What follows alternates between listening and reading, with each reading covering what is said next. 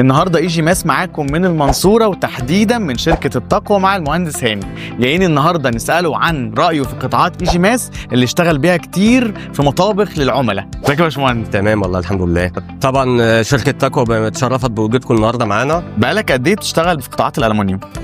من 2003. وبقالك قد ايه بتشتغل بقطاعات ايجي ماس؟ بقالنا سنتين. ايه اللي بيميز قطاعات ايجي ماس غيرها في السوق؟ قطاعات ماكسيم قطاع محترم جدا، 1.8. طبعا الالومنيا بتاعته الومنيا بيور، بيساعد الفني في تقفيله وبيطلع اللي هو عايزه وزياده. ايه رد فعل العميل بعد ما بيشوف القطاعات بتاعت المطبخ بتاعته بعد التفصيل والتركيب؟ المطبخ شكله حلو ويبقى راضي عنه؟ طبعا بيبقى راضي وما شاء الله بيجيب لنا عملاء كتير قوي كمان. لو حد بيشطب مطبخه وبيستخدم قطاع من القطاعات المضروبه اللي في السوق تحب تقول له ايه؟